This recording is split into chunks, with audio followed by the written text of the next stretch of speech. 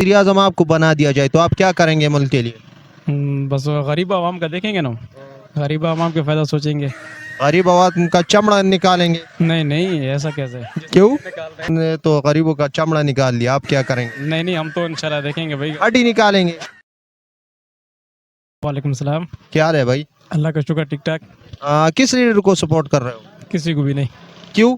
बस हालात आपके सामने। हालात तो बहुत अच्छे, सुबह सूरज तुलू होता है और रात को गरूब होता है। वो तो होता है, लेकिन महंगाई देखें, महंगाई किधर जा रही है। गरीब आवाम तो बिल्कुल, मैं तो कहता हूँ पिस गई है। तो आपके ख्याल में इसका कौन जिम्मेदार है?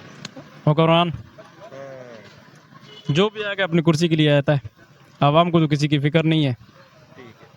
अगर वज़ीर आज़म आपको बना दिया जाए तो आप क्या करेंगे मुल्क के लिए? बस गरीब आवाम का देखेंगे ना, गरीब आवाम के फ़ायदा सोचेंगे।